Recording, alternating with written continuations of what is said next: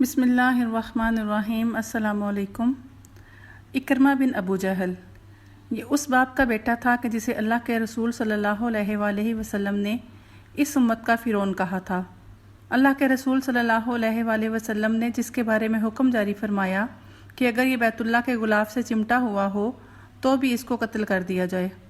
اس video میں ہم آپ کو بتائیں گے کہ اکرمہ بن ابو جہل کون تھا، اس نے رسول اکرم صلی اللہ علیہ وآلہ وسلم کی راہ میں کس طرح روڑے اٹکائے، اکرمہ فتح مکہ کے وقت کہاں بھاگ گیا، اور اکرمہ کو محمد صلی اللہ علیہ وآلہ وسلم نے امان کیوں دے دی۔ ان تمام سوالوں کے جوابات اس ویڈیو میں دیے جائیں گے، لہٰذا آپ سے گزارش ہے کہ ویڈیو کو آخر تک ضرور دیکھیے گا۔ اکرمہ بن ابو جہل کا تعلق بنو مخزوم سے تھا۔ ابو جہل بن ہشام مخزومی اسلام اور اللہ کے رسول صلی اللہ علیہ وآلہ وسلم کا سب سے بڑا دشمن تھا۔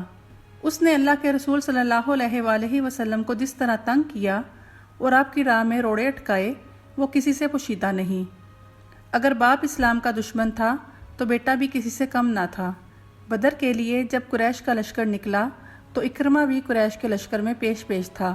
یہ عرب کا مانا ہوا شہ سوار سیدنا خالد بن ولید رضی اللہ تعالیٰ عنہ کا بچپن سے جگری دوست اور نہایت بہادر انسان تھا۔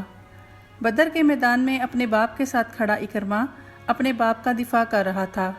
جب ماؤس اور معاذ رضی اللہ تعالیٰ عنہ نے ابو جہل پر حملہ کیا تو یہی اکرمہ تھا کہ جس نے آگے بڑھ کر معاذ کے کندھے پر اس زور سے تلوار ماری کہ ان کا بازو کندھے سے کٹ گیا، صرف تھوڑا سا گوشت لٹکتا رہ گیا۔ غزوہ بدر میں ہزیمت کے بعد اکرمہ کی اسلام دشمنی میں مزید اضافہ ہو گیا۔ غزوہ احد میں یہ اکیلا ہی نہیں بلکہ اپنی بیوی ام حکیم کی ہمراہی میں شامل ہوا۔ قریش نے میمنہ پر خالد بن ولید رضی اللہ تعالیٰ عنہ کو اور میسرہ پر اسی کو مقرر کیا تھا۔ غزوہ احد میں مسلمانوں کو جو نقصان اٹھانا پڑا اس میں اکرمہ کی ذہانت اور حربی صلاحیت کا خاصا عمل دخل تھا۔ غزوہ خندق میں بھی اکرمہ نہ صرف موجود تھا بلکہ قریش کے قائدین میں شامل تھا۔ یہ ان گنے چنے بہادروں میں سے ایک تھا کہ جنہوں نے ایک جگہ سے خندق کو عبور بھی کیا، مگر مسلمانوں کی طرف سے بھرپور جوابی کارروائی کے باعث وہاں سے بھاگ نکلا۔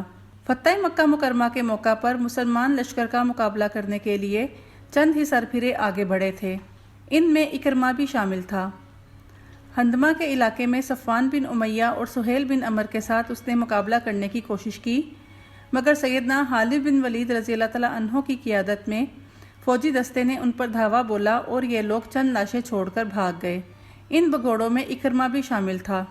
اللہ کے رسول صلی اللہ علیہ وآلہ وسلم نے جنگی جرائم کے مرتکب بعض مجرموں کے بارے میں حکم جاری فرمایا کہ اگر یہ بیت اللہ کے غلاف سے چمٹے ہوئے ہوں تو بھی ان کو قتل کر دیا جائے۔ ان مجرموں میں اکرمہ بن ابو جہل بھی شامل تھا۔ اکرمہ جان بچا کر طائف کے راستے میں یمن کی طرف بھاگ گیا۔ چند روز گزرے تو اس کی بیوی ام حکیم ہند بنت عتبہ کے ساتھ خدمت نبوی میں حاضر ہوئی اور کلمہ پڑھ کر مسلمان ہو گئی۔ یہ نہایت سمجھدار، ذہین اور فطین خاتون تھی۔ اللہ کے رسول صلی اللہ علیہ وآلہ وسلم کی خدمت میں حاضر ہوئی اور عرض کیا، اللہ کے رسول صلی اللہ علیہ وآلہ وسلم، اکرمہ آپ کے ڈر سے یمن بھاگ گیا ہے، اسے قتل ہونے کا اندیشہ ہے، آپ مہربانی کر کے اسے معاف فرما دیں اور امان بھی عطا کر دیں۔ اللہ کے رسول صلی اللہ علیہ وآلہ وسلم نے فرمایا، اسے ہماری طرف سے امان ہے۔ ام حکیم رضی اللہ تعالیٰ عنہ نے اللہ کے رسول صلی اللہ علیہ وآلہ وسلم سے اپنے خاوند کے لیے امان حاصل کر لی تو اس کی تلاش کے لیے یمن کی طرف روانہ ہو گئیں۔ جاتے ہوئے اپنے رومی غلام کو بھی ساتھ لے لیا۔ یہ حبیس غلام راستے میں ان کو بہکانا چاہتا تھا۔ خاندانی عورت تھی، مسلمان بھی ہو چکی تھیں۔ اس خاتون نے نہایت سمجھداری سے کام لیا، ہیلے بہانے سے اسے ایک قبیلے تک لے آئیں۔ ان کے پاس آ کر اس غلام کے لیے مدد مانگی تو انہوں نے اسے باندھ دیا۔ کہنے لگیں، اکرمہ کے آنے تک انتظار کرنا، اس کا فیصلہ وہی کرے گا۔ ام حکیم رضی اللہ تعالیٰ عنہا نے تہامہ کے ساحل پر اکرمہ کو ڈھونڈ لیا۔ کشتی میں سوار ہو چکا تھا۔ ام حکیم رضی اللہ تعالیٰ عنہا اکرمہ سے واپسی کے لیے اصرار کرنے لگیں، مگر اکرمہ تھا کہ انکار کر رہا تھا، ڈر رہا تھا، اپنے انجام سے خوف زدہ تھا کہ کہیں مکہ مکرمہ میں اسے قتل نہ کر دیا جائے۔ ام حکیم رضی اللہ تعالیٰ عنہا واقعی بڑی حکیم اور دانا عورت تھیں۔ اپنے خاوند کو نہایت محبت اور پیار سے سمجھا رہی تھیں، میرے چچا زاد، میں اس شخصیت کے پاس سے آ رہی ہوں جو سب سے زیادہ نیک، صلہ رحمی کرنے والے اور سب سے بہتر انسان ہیں۔ اور پھر بڑی تفصیل سے ام حکیم رضی اللہ تعالیٰ عنہا اکرما کو بتانے لگی کہ وہ کس طرح اللہ کے رسول صلی اللہ علیہ وآلہ وسلم سے امان حاصل کرنے میں کامیاب رہی ہیں۔ کیا واقعی تم میرے لیے امان حاصل کر چکی ہو؟ حکیم رضی اللہ تعالیٰ عنہا اپنے شوہر کو یقین دلا رہی تھیں۔ میں نے بذات خود نبی اکرم صلی اللہ علیہ وآلہ وسلم سے گزارش کی ہے تو انہوں نے تمہارے لیے معافی کا اعلان فرمایا ہے اور تمہاری تمام سابقہ لغزشوں سے صرف نظر کر لیا ہے۔ تم میرے ساتھ مکہ مکرمہ چلو، تمہیں کوئی نقصان نہیں پہنچے گا۔ اکرما کو یقین آ گیا، اس کی بیوی واقعی درست کہہ رہی تھی۔ وہ واپس مکہ مکرمہ آنے کے لیے آمادہ ہو گیا۔ راستے میں حکیم رضی اللہ تعالیٰ عنہا نے رومی غلام کی بدکاری کا ذکر کیا کہ اس نے کس طرح اس کو ورگلانے کی کوشش کی، تو یہ غیور محزومی سردار صبر نہ کر سکا۔ مکہ جانے اور اسلام قبول کرنے سے پہلے اس بستی میں پہنچا جہاں اس کا غلام اپنے انجام کا منتظر تھا۔ اکرما نے رومی غلام کو دیکھا تو آنکھوں میں خون اتر آیا۔ تلوار کے ایک ہی وار سے اس بد کردار کو واصل جہنم کر دیا۔ اکرما اور اس کی بیوی حکیم رضی اللہ تعالیٰ عنہا دونوں قریش کی شاہ بنو مخزوم کے معزز افراد تھے۔ ان کے مکہ مکرمہ پہنچنے کی خبر پہلے سے ہی پہنچ چکی تھی۔ اللہ کے رسول صلی اللہ علیہ وآلہ وسلم کے اخلاق کو دیکھیں کہ آپ اس سردار کا استقبال کس طرح کر رہے تھے۔ آپ صلی اللہ علیہ وآلہ وسلم اس سردار کو خوش آمدید کہتے ہوئے اس طرح لپکے کہ آپ کی چادر مبارک کندھوں سے گر گئی۔ ایک روایت کے مطابق اس قدر جلدی سے آگے بڑھے کہ چادر مبارک کندھوں سے گر گئی، اور ایک روایت کے مطابق اس قدر جلدی سے آگے بڑھے کہ چادر اوڑھنے کی بھی پرواہ نہ کی۔ انہیں فرما رہے ہیں، خوش آمدید اے مہاجر بن کر آنے والے سوار۔ حکیم رضی اللہ تعالیٰ عنہا بھی نقاب اوڑھے اس مجلس میں موجود تھیں۔ اکرما کو اس پذیرائی پر یقین نہیں آیا۔ میں اتنا بڑا مجرم، میں نے اسلام کی راہ میں کتنے کتنے روڑے اٹکائے، میں نے تو بے حساب مال کفر کی مدد کے لیے خرچ کیا، اور میرا اس طرح استقبال۔ بے یقینی کے عالم میں اپنی بیوی کی طرف اشارہ کر کے کہنے لگا، اس نے مجھے بتایا ہے کہ آپ صلی اللہ علیہ وآلہ وسلم نے مجھے امان دے دی ہے۔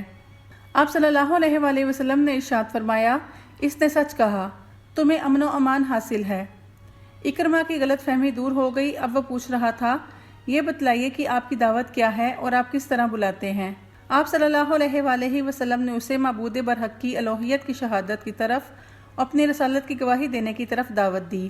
آپ صلی اللہ علیہ وآلہ وسلم اکرما کو ارکان اسلام بتانے لگے، اسلام کے چیدہ چیدہ احکام اور آداب کا تذکرہ کرنے لگے۔ اکرما کی آنکھوں سے تعصب کی پٹی اتر چکی تھی۔ آپ صلی اللہ علیہ وآلہ وسلم کا اعلیٰ اخلاق، آپ کا حسن تعامل اور عفو درگزر جو سنا تھا اسے دیکھ چکا تھا۔ وہ آپ سے بے حد متاثر ہوا۔